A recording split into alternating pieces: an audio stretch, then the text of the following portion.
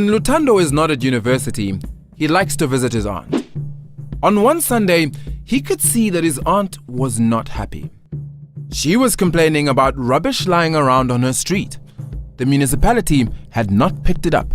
Again. When Lutando looked around, he saw that his aunt was right. Many of the activities that municipal government is responsible for were not being done.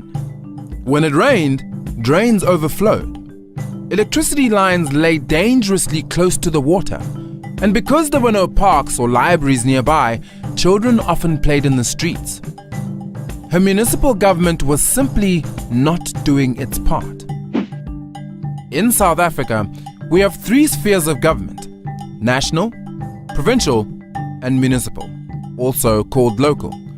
All 3 spheres cooperate to help the people. But it is local government that is responsible for much of what you see around your home. And depending on where you live, there are different categories of municipal government. Big cities like Johannesburg or Durban belong to metropolitan municipalities. District municipalities are made up of several local municipalities grouped together in one area to share the workload and resources. Finally, areas outside the 8 metropolitans fall into local municipalities. There are over 200 local municipalities in South Africa. These administrations share the responsibilities to deliver services with local municipalities. His aunt couldn't understand where her property rates were going. She insisted that some of it must have gone towards rubbish collection. Lutando agreed and explained that municipal government gets its income from many sources. According to the Constitution, municipalities can charge property tax rates on residential and business properties. They can also charge for services like water and electricity. And national government gives a share of our income and sales taxes to municipalities to provide services for the poor. National government can also give grants for specific purposes, such as introducing a public transport system.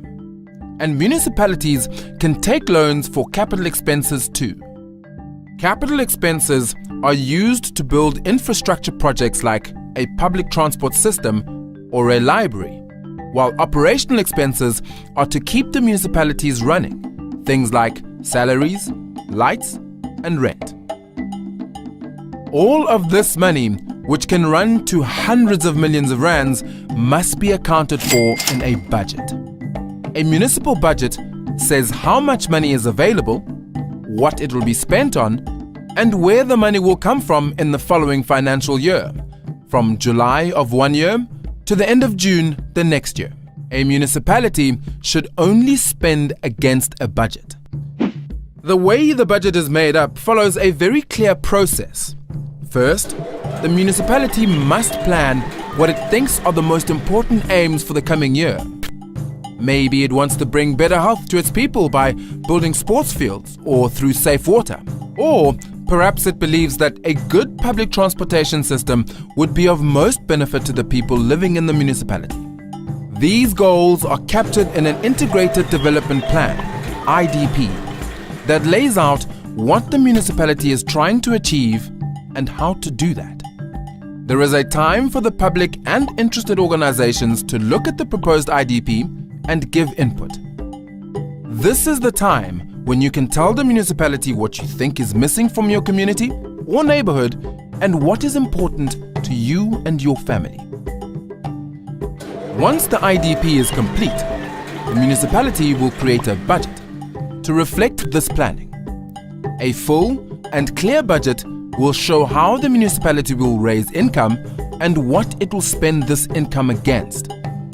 As with the IDP, the public is also able to comment on the draft budget.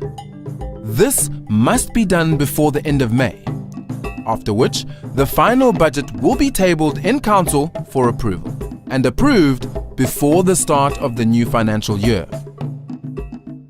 And once the budget is adopted, the municipality will implement its goals by either managing and maintaining existing services or by building new ones. The reaching of these goals and the money spent against them have to be monitored. municipalities regularly assess how they are doing on implementing their budgets. The most important assessment of all these is the annual report, which will be checked by the Auditor General to see if it is accurate and complete. A good assessment is called unqualified, while a qualified means there are problems and adverse or disclaimer are serious reasons to worry. You can find these reports at the library, online, and at municipal buildings. Citizens can get involved at all stages of the process.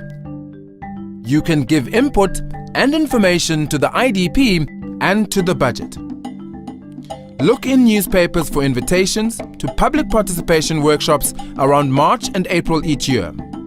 Educate yourself by learning the numbers of the budget and your municipality through tools like Municipal Money, and you can monitor how the money is being spent through seeing what services you get on the streets. You can also check the progress of capital expenditure projects and push the municipality to keep to their budget plans. Attend municipal council meetings to hear what they are planning and to give input. No one knows the hood like the people who live in it. Support local community-based organizations, and you can find out who your municipal manager, ward councillor, or mayor is, and approach them with your concerns. Some weeks later, Lutando receives a call from his aunt, who tells him excitedly that not only did she get the municipality to come and collect the rubbish after finding the municipality's contact info on Municipal Money, but she is also off to her first municipal planning meeting to listen to the ideas and to give input.